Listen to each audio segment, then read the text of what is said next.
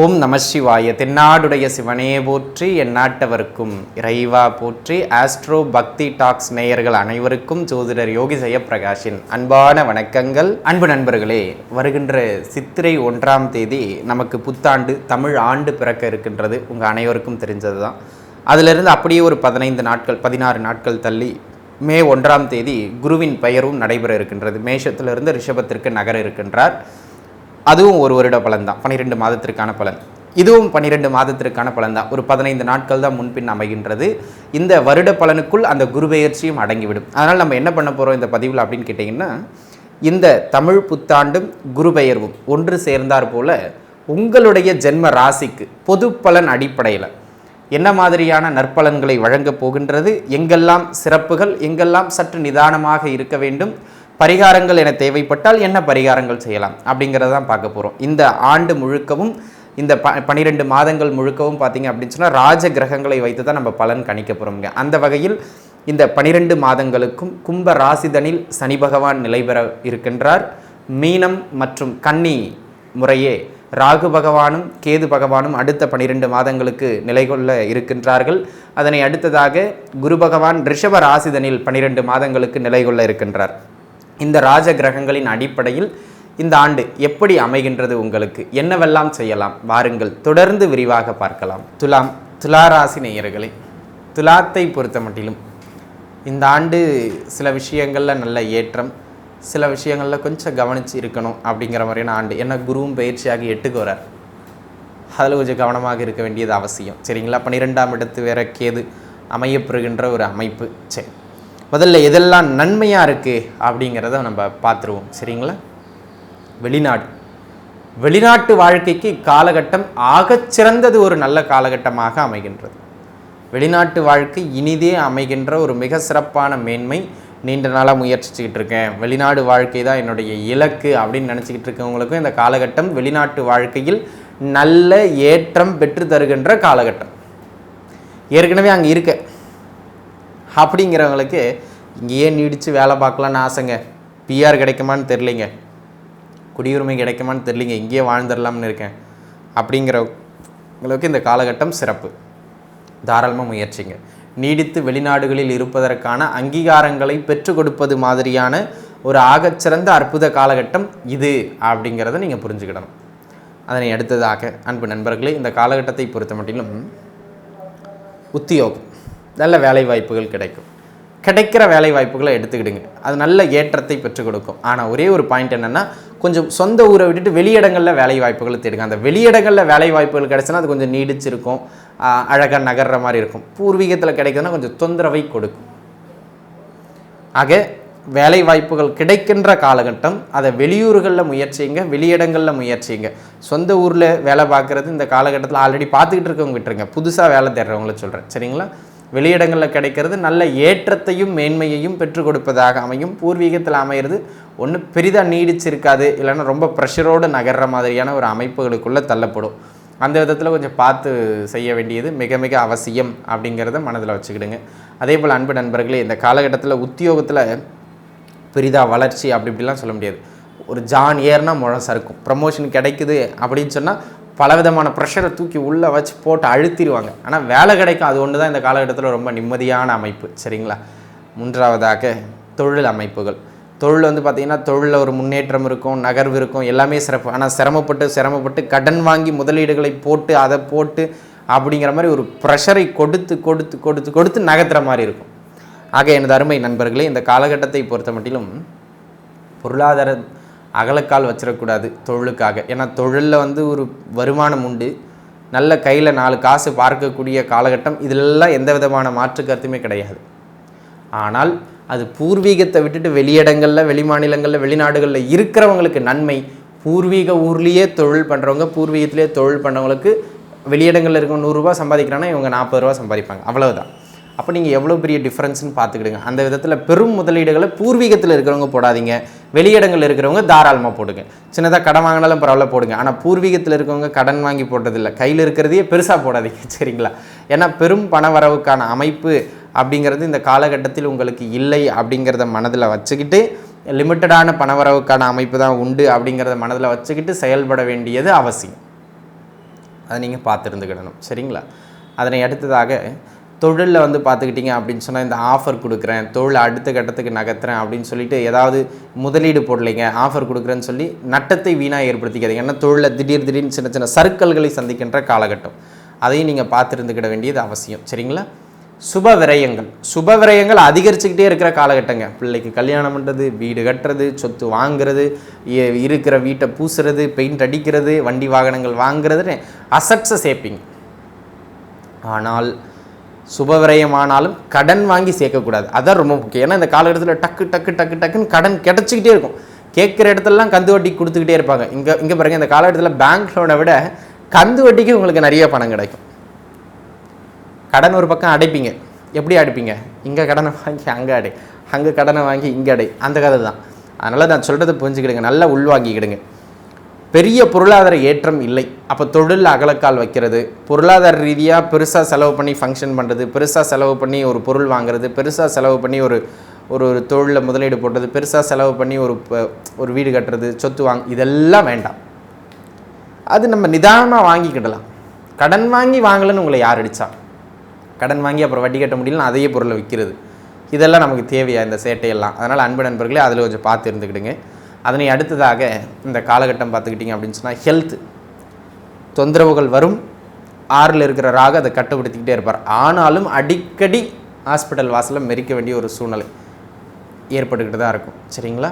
ஆனால் கண்ட்ரோலில் இருக்கும், பெருந்தொந்தரவாக மாறாது. ஆனாலும் தொந்தரவு நீடிக்க தான் செய்யும். என்னங்க இது இருக்குது இல்லைங்கிற மாதிரி இருக்குது. ஆமாங்க, 8ம் 12ம் வலுத்துருச்சு. மருத்துவ செலவு உண்டு. அந்த மருத்துவ செலவு பெருசாகாமல் 6ல் இருக்கிற ராகு காப்பாற்றுவார், கவலைப்படாதீங்க.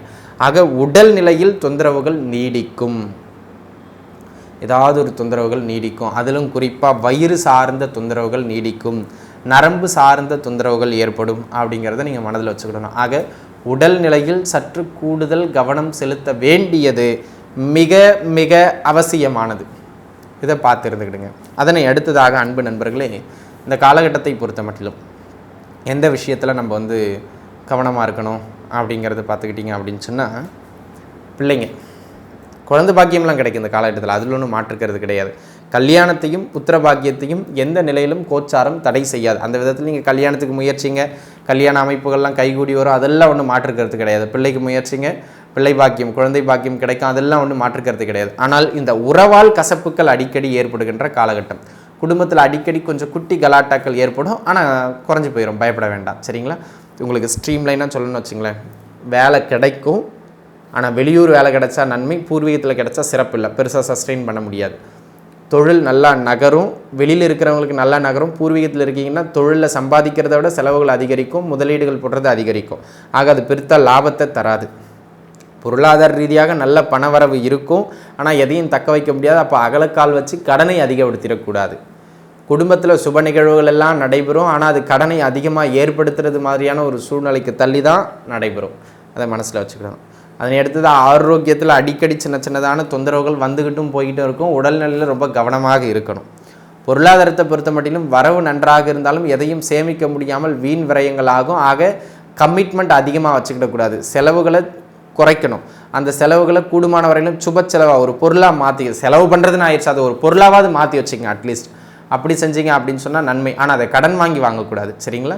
இந்த காலகட்டத்தில் பார்த்துக்கிடலாம், பண்ணிக்கலாம் அப்படின்னு அசட்டு தைரியத்தில் கடனை மட்டும் வாங்கி எதிலும் சிக்கிக்கொள்ள வேண்டாம் அப்படிங்கிறத எனது அருமை நேயர்கள் ஆகிய நீங்கள் மனதில் வைத்து கொள்ள வேண்டியது மிக மிக அவசியமானது, மிக மிக அவசியமானது அப்படிங்கிறத மனதில் வச்சுக்கிடுங்க. சரிங்களா?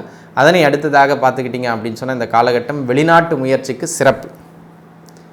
இன்வெஸ்ட்மெண்ட்ஸ் பண்ணாத தொழிலாக பண்ணிக்கிட்டு இருக்கீங்க, ஒர்க்கிங் பார்ட்னராக இருக்கீங்க, ஒரு டீச்சிங் ப்ரொஃபஷனல் இருக்கீங்க, அந்த மாதிரி பண முதலீடு குறைவாகவும் உங்கள் நாலேஜையும் நேரத்தையும் அதிகமாக இன்வெஸ்ட் பண்ணுறது மாதிரியான தொழிலாகவும் நீங்கள் பண்ணுறீங்க அப்படின்னு சொன்னால், அதற்கு இந்த காலகட்டம் நல்ல மேன்மையை பெற்றுக் கொடுக்கும். அதில் மாற்று கருத்து கிடையாது. ஆனால் அளவுக்கு அதிக பொருளாதார முதலீடு, அளவுக்கு அதிகமான தேவையில்லாத இன்வெஸ்ட்மெண்ட்ஸ் இதெல்லாம் பண்ணுறீங்க அப்படின்னு சொன்னால் கொஞ்சம் நெருக்கடிகளை ஏற்படுத்துறதுக்கான அமைப்பு உண்டு. 6ஆம் அதிபதியாகி குரு 8ல் மறையிறதுனால ஆரோக்கிய தொந்தரவையும் பொருளாதார நெருக்கடியையும் திடீர்னு ஏதாவது ஒரு கமிட்மெண்ட்ஸில் நம்ம ஒரு பிளான் வைப்போம் பொருளாதார ரீதியாக, அந்த பிளானை உடச்சிக்கிட்டு அவர் ஒரு பக்கம் இழுத்துட்டு போயிடுவார். ஆக துளாராசினியர்கள் கொஞ்சம் எல்லாவற்றிலும் நிதானமாக நகர்வது சிறப்பு. வீடு கட்டுறதுக்கான யோகம் உண்டு, ஆனால் கடன் வாங்கும். வண்டி வாகனம் வாங்குறதுக்கான யோகம் உண்டு, ஆனால் கடன் ஆகும். எல்லா யோகமும் உண்டு, ஆனால் என்ன, ஒரு கடனை பேக் எண்டில் கொடுத்து அது வாங்க வைக்கும். பேங்க் லோன் கிடைக்கும், கந்து வட்டிக்கு காசு கிடைக்கும், இது எல்லாமே கிடைக்கும். வாங்கி வாங்கி கூச்சிட்டிங்கன்னா வட்டியை நீங்கள் தான் கட்டணும். அதை நீங்கள் பார்த்துக்க வேண்டியது அவசியம். ஆக எனதருமை நண்பர்களே, இந்த காலகட்டம் அதிக இறக்கத்தையும் சற்றே ஏற்றத்தையும். எங்கே தாங்க அப்போ ஏற்றம்? வேலை, பொருளாதாரம், தொழில் எல்லாவற்றிலும் ஏற்றம் நீங்கள் லிமிட்டுக்குள்ளே வச்சுக்கிட்டிங்கன்னா, அந்த லிமிட்டை தாண்டும் போது அது உங்களுக்கு பிரச்சனையை கொடுக்கும், தொந்தரவை கொடுக்கும். அழகாக இந்த காலகட்டம் வெளியிடங்கள் ஏதாவது மாறி இருந்தீங்கன்னா ரொம்ப சிறப்பு. வெளியில் ஆல்ரெடி இருக்கிறவங்க பெரிதாக பயப்பட வேண்டிய அவசியம் கிடையாது.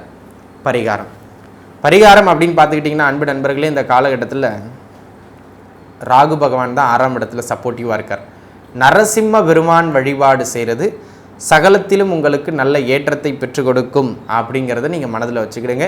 எல்லா விதத்திலும் நரசிம்மர் வழிபாடு உங்களுக்கு கை கொடுக்கக்கூடிய ஒரு வழிபாடாக இந்த காலகட்டத்தில் அமைகின்றது. அன்பு நண்பர்களே, இது ஒரு பொதுவான கோச்சார பலன் தான். இது ஒரு 20% பலம், அதிகபட்சமே 15% 20% தான் பலம். ஆக உங்களுடைய சுய ஜாதகம்னு ஒன்று இருக்குது. இது நெகட்டிவ் ஆயிடுச்சு, அப்போ எதுவும் பண்ண முடியாதா, அவ்வளோதானே அப்படின்னு பயப்பட வேண்டாம். உங்கள் சுய ஜாதகம் நன்றாக வலுத்து நல்ல தசாபுக்திகள் போகுது அப்படின்னு சொன்னால் தாராளமாக நீங்கள் இந்த காலகட்டத்தில் முயற்சிக்கலாம். உங்களுடைய முயற்சிகள் வெற்றியடையும், நீங்கள் அழகாகவே நகர்வீர்கள். அதுவும் பலம் இழந்துருச்சு, தசாபுக்தியும் சரியில்லை, 6, 8, 12 சம்மந்தப்பட்ட தசை போகுது, கோச்சாரமும் சிறப்பு கிடையாது, ரெண்டும் மெர்ஜாச்சுன்னா கொஞ்சம் தொந்தரவுகள் அதிகமாயிரும். அந்த காலகட்டத்தில் அகலக்கால் வைக்கவே கூடாது அப்படிங்கிறத நீங்கள் மனதில் வச்சுக்கிடுங்க. சரிங்களா? ஆக அருமை நண்பர்களே, இந்த காலகட்டம் கொஞ்சம் நிதானமாக இருங்கள். எல்லாம் வல்ல மக்கட்பேறு மஞ்சுநாத ஈஸ்வர பெருமான் அனைத்து விதத்திலும் உங்களுக்கு ஒரு நல்ல ஏற்றங்களை வழங்கட்டும் என நான் பிரார்த்தனை செய்து கொள்கின்றேன். நன்றாகவே இருப்பீர்கள். வாழ்க வளமுடன். நன்றி. விருச்சிக ராசி நேயர்களே, விருச்சிகத்தை பொறுத்த மட்டிலும் நல்லவர்கள் என்ன ஒன்று, கொஞ்சம் மனபலம் அப்பப்போ குறைஞ்சி போயிடும். அதனால் உங்களை நீங்களே நெகட்டிவாக நினச்சிக்கிடுவீங்க. அந்த ஒரு எண்ணத்தை தூக்கி தூரம் விசிறுங்க நண்பர்களே. நம்மளால் முடியாது, நம்மலாம் பாவம், நம்மலாம் பிறந்ததே பயனில்லை, விருச்சிக ராசிலே பிறக்கக்கூடாது, இந்த மாதிரியான எண்ணங்களை தூக்கி நீங்கள் வெளியில் வீசிட்டிங்கன்னா உங்களைப் போல ஒரு வெற்றியாளர்கள் கிடையாது அப்படிங்கிறத நீங்கள் மனதில் வச்சுக்கிடுங்க. அதை மெய்ப்பிக்கும் விதமாக 11 உங்களுக்கு கேது பகவான் 7ஆம் இடத்திலே அமர்ந்து ராசியை குரு பார்க்கிற ஒரு நிலை. அற்புதமான காலகட்டம். சரிங்களா? அர்த்தாஷ்டம சனி, வீரியம் குறையும், கவலைப்படாதீங்க. இன்னும் அடுத்த வருடம் இன்னுமே குறைஞ்சிரும். சரிங்களா? அந்த விதத்தில் அன்பு நண்பர்களே, விருச்சிக ராசி நேயர்களுக்கு இந்த ஆண்டு அனைத்திலும் சிறப்பு. திருமண அமைப்புகளை பொறுத்த மட்டிலும் நீண்ட நாளாக பார்த்துக்கிட்டு இருக்கேன், வயது 30 ஆயிடுச்சு, 30+ ஆச்சு, 35+ ஆச்சு, ஓடிக்கிட்டு இருக்கு அப்படிங்கிறவங்களுக்கும் சரி, இப்போ தான் பார்க்க ஆரம்பிச்சிருக்கேன் அப்படிங்கிறவங்களுக்கும் சரி, அந்த மன வாழ்க்கை இனிதே அமைகின்ற அற்புத காலம் இது. அப்போ திருமண அமைப்புகள் கைகூடி வரும், ஒரு நல்ல ஏற்றத்தை அது ஏற்படுத்தி கொடுக்கும். அந்த அமைப்புகளுக்கு சிறப்பு. ஏற்கனவே மறுமணத்திற்காக நாங்கள் பார்த்து கொண்டிருக்கின்றோம் அப்படிங்கிறவங்களுக்கும் மறுமண அமைப்புகளும் கைகூடி வருகின்ற ஒரு சிறப்பானது ஒரு நல்ல காலகட்டம், அதற்கும் சிறப்பு. ஆக திருமணம், மறுமணம் இருமணத்திற்கும் இக்காலகட்டம் மேன்மை. ஏற்கனவே மன வாழ்க்கையில் 1008 பஞ்சாயத்து சார் ஓடிட்டு இருக்குங்க சார். 1 இல்லை 2 இல்லை, தேவையில்லாத கருத்து வேறுபாடுகள் இருந்தது, மன வாழ்க்கை பிரிவினை வரைக்கும் போயிடுச்சு. இந்த மாதிரியான தொந்தரவுகள் இருந்தவங்க கூட ஒன்று விலகி அடுத்தடுத்து திருமணத்தை நோக்கி பயணப்பட்டுரும், ரிசல்ட் கிடச்சிரும். அப்படி இல்லையா மீண்டும் ஒன்றா சேர்ந்து வாழ ஆரம்பிச்சிடும். ஏதேனும் ஒரு விதத்தில் வாழ்க்கையில் இருந்து வந்த பின்னடைவுகள் விலகி ஒரு நல்ல வழிகாண்பிக்கக்கூடிய, ஒரு வழிகாட்டுதல் கிடைக்கக்கூடிய ஒரு ஆகச்சிறந்தது ஒரு நற்காலகட்டமாக இக்காலகட்டம் அமைகின்றது. அதை நம்ம மனதில் நல்ல உள் வாங்கிக்கிட வேண்டியது அவசியம். அந்த விதத்தில் மன வாழ்க்கை சிறப்பு, மன வாழ்க்கையும் அமையும். முதல் விஷயம். ரெண்டாவது, வேலை வாய்ப்பு இல்லாமல் தவித்து கொண்டிருக்கின்ற நண்பர்களுக்கு நல்ல வேலை வாய்ப்புகளை ஏற்படுத்தி கொடுக்கக்கூடிய ஒரு அற்புதம் மிகுந்த காலம். நல்ல வேலை வாய்ப்பு உண்டு இந்த காலகட்டத்தில், தாராளமாக முயற்சியுங்கள். யாரெல்லாம் வேலை வாய்ப்பு இல்லாமல் முயற்சிச்சுக்கிட்டு இருக்கீங்களோ அவங்களுக்கெல்லாம் அந்த முயற்சிகளின் பலனாக நல்ல வேலை வாய்ப்புகள் கிடைக்கும், பிடிச்ச இடத்துல வேலை கிடைக்கும், அடுத்த கட்டத்தை நோக்கி வளர்கிற மாதிரி வேலை கிடைக்கும். இதில் ஒரே ஒரு விஷயம் என்னென்னா, அந்த ஒர்க் கொஞ்சம் ப்ரெஷராக நகரும். 10 சனி பார்ப்பது ப்ரெஷரோடு நகரும், அவ்வளோதான். கொஞ்சம் சிரமப்படுங்க, பரவாயில்ல. ஏன்? லாபம் கிடைக்கும். இங்கே பாருங்க, வேலை தான் உங்களுக்கு தொந்தரவு பண்ணும், வருமானம் அதற்கு நிகராக நன்றாக வரும். ஒன்றும் பயப்பட வேண்டிய அவசியம் கிடையாது. சரிங்களா? உடன் வேலை செய்பவங்க கொஞ்சம் பிரச்சனை பண்ணுவாங்க சின்ன சின்னதாக, அல்லது நம்ம வேலையே எல்லா வேலையும் போட்டு ஒரு அழுத்தம் கொடுப்பாங்க. அந்த டேபிளில் ஆள் இல்லை, இந்த டேபிளில் ஆள் இல்லை, சரி இல்லை அதுக்கு என்ன பண்ணுங்கிறீங்க, கொஞ்சம் இந்த வேலையை மட்டும் சேர்த்து பார்த்துட்டு போயிருன்னு கொடுப்பாங்க. வேறு வழி இல்லாமல் பார்க்க வேண்டிய ஒரு சூழ்நிலைக்கு தள்ளப்படுவீங்க. அந்த மாதிரியான ஒரு அமைப்பு. ஆக விருச்சிக ராசிக்காரர்களை பொறுத்த மட்டிலும் இந்த காலகட்டம் உத்தியோகத்தில் அந்த அமைப்புகள் அதிகரிக்குமே தவிர பெரிதாக நீங்கள் பயப்பட வேண்டிய அவசியம் இல்லை. வருமானம் நன்றாக தான் வரும். சரிங்களா? அது ஒன்றும் பயப்பட வேண்டாம். அதேபோல் உத்தியோகத்தில் பார்த்துக்கிட்டிங்க அப்படின்னு சொன்னால் பிடித்த இடத்துல வேலை வாய்ப்புகள் கிடைக்கிறது, பிடித்த இடத்துக்கு நல்ல ப்ரமோஷன்ஸ் கிடைக்கிறது, பிடித்த இடத்துக்கு நல்ல டிரான்ஸ்ஃபர்ஸ் கிடைக்கிறது. இதெல்லாம் சிறப்பு மிகுந்த காலகட்டமாக விருச்சிக ராசி நேயர்களுக்கு அமைகின்றது. ஆக உத்தியோகம் மேன்மை, தொழிலில் இதுநாள் வரையிலும் இருந்து வந்த நெருக்கடிகள் ஒருபுறம் இருந்தாலும் அதையெல்லாம் தாண்டி வருமானத்தை குவிக்கின்ற, லாபத்தை குவிக்கின்ற காலகட்டம் இது. ஆக தொழில் அமைப்புகளை பொறுத்த மட்டிலும் விருச்சிக ராசி நேயர்களுக்கு லாபங்கள் நன்முறையில் அமைகின்ற அற்புதமான ஒரு காலகட்டமாக இந்த காலகட்டம் அமையப்பெறுகின்றது அப்படிங்கிறத நீங்கள் மனதில் வச்சுக்கிடுங்க. ஆக லாபங்கள் தொழிலில் இந்த காலகட்டத்தில் உண்டு. தொழில் அடுத்த கட்டத்தை நோக்கி வளரும். தொழிலில் போடப்பட்ட முதலீடுகள் ஓரளவுக்கு நல்ல ஏற்றத்தை கொடுக்கும். நீங்கள் ஆல்ரெடி ஓடிக்கிட்டு இருக்கிற தொழிலில் சின்ன சின்னதாக வழக்கமாக போடுற இன்வெஸ்ட்மெண்ட் பண்ணுங்கள், பெரிதாக விரிவுபடுத்தாதீங்க. இந்த இன்வெஸ்ட்மெண்ட்டே உங்களுக்கு நல்ல ஏற்றத்தை கொடுக்கும். அதுலேருந்து வர்ற லாபத்தை எடுத்து போடுங்க, கடன் வாங்கி போடாதீங்க. சரிங்களா? முதலீடுகளை மட்டும் கொஞ்சம் பார்த்து போட்டுட்டிங்கன்னா போதும். நல்ல நகர்வு இந்த காலகட்டத்தில் விருச்சிக ராசி நேயர்களுக்கு அமையும் அப்படிங்கிறதுல மாற்றம் கிடையாது. சரிங்களா? அதனை அடுத்ததாக இந்த தொழில் பார்த்திங்கன்னா ரொம்ப மந்தமாக போயிட்டு இருந்ததெல்லாம் இப்போ சூடு பிடிச்சி வருமானத்தை கொடுக்க ஆரம்பிச்சிடும். அது அந்த விதத்தில் நல்லது. சரிங்களா? ஓகே. குழந்தை பாக்கியம், யாரெல்லாம் புத்திர பாக்கியத்திற்காக முயற்சிச்சுக்கிட்டு இருக்கீங்க, குழந்தை பாக்கியம் சிரமப்பட்டுக்கிட்டு இருக்கவங்களுக்குலாம் இந்த காலகட்டத்தில் குழந்தை பாக்கியம் கிடைக்கக்கூடிய ஒரு அற்புதமானது, ஒரு நல்ல ஆண்டாக இந்த ஆண்டு உங்களுக்கு அமையும் அப்படிங்கிறதுல எந்த விதமான மாற்று கருத்தும் கிடையாது. சரிங்களா? ஆக அன்பு நண்பர்களே, அந்த ஒரு அமைப்பு நீங்கள் பார்த்துருந்துக்கிட வேண்டியது அவசியம். அதனை அடுத்ததாக இந்த மருந்து எடுத்துக்கிட்டு இருக்கவங்க, குழந்தை பாக்கியத்திற்காக யாராவது மருந்து எடுத்துக்கிட்டு இருக்கீங்க அப்படின்னு சொன்னால் அவங்கெல்லாம் இந்த காலகட்டத்தில் அந்த மருத்துவத்தின் பலனாக ஒரு நல்ல ஏற்றத்தை பெறுவீர்கள் அப்படிங்கிறதுல எந்த விதமான மாற்று கருத்தும் கிடையாது. அந்த ஏற்றங்கள் உங்களுக்கு நல்ல முறையிலே பயனளிக்கும் அப்படிங்கிறது அந்த மருந்து கொடுத்துக்கிட்டு இருந்தவங்க, கர்ப்பப்பை பிரச்சனை இருந்தவங்க, விந்தணு பிரச்சனை இருந்தவங்க அனைவருக்கும் மருத்துவத்தின் பலனால் புத்திரபாக்கியம் கிடைக்கும். ஒரு முறை அதுக்கு முன்னுக்கு போயிட்டு நீங்கள் குலதெய்வத்தை வழிபாடு செஞ்சுருங்க. ஒரு சிலருக்கு குலதெய்வ ஆற்றலால் மீண்டும் எளிமையான முறையில் கூட குழந்தை கிடைக்கலாம். ஆனால் இந்த காலகட்டம் குலதெய்வ வழிபாட்டுக்கு பிறகோ அல்லது மருத்துவத்துக்கு பிறகோ புத்திரபாக்கியம் சொல்லக்கூடிய வம்ச விருத்தியை கொடுக்கும். அதில் மாற்றுக்கிறது கிடையாது. சரிங்களா? பொருளாதார ரீதியாக பார்த்துக்கிட்டிங்க அப்படின்னா அன்பு நண்பர்களே, கடன் அமைப்புகளே சிக்கி தவிச்சிக்கிட்டு இருந்தோம்ங்க. பொருளாதார ரீதியாக ஒன்றும் பெருசாக உயர முடியலைங்க. இந்த மாதிரியான தொந்தரவுகள் யாருக்கெல்லாம் இருந்ததோ அவர்கள் இந்த காலகட்டத்தில் பெரிதாக பொருளாதார ரீதியாக சஃபர் ஆக மாட்டீங்க. பயப்படாதீங்க. பொருளாதாரத்தில் ஒரு நல்ல ஏற்றத்தை பெற்றுக் கொடுக்கக்கூடிய காலகட்டமாக, கையில் 4 காசு பார்க்கக்கூடிய காலகட்டமாக, லாபங்களை சம்பாதிக்கக்கூடியது ஒரு காலகட்டமாக இந்த காலகட்டம் அமைகின்றது. அந்த விதத்தில் இந்த காலகட்டம் நல்ல ஏற்றங்களை உங்களுக்கு பெற்றுக் கொடுக்கும் அப்படிங்கிறதுல எந்த விதமான மாற்று கருத்தும் கிடையாது.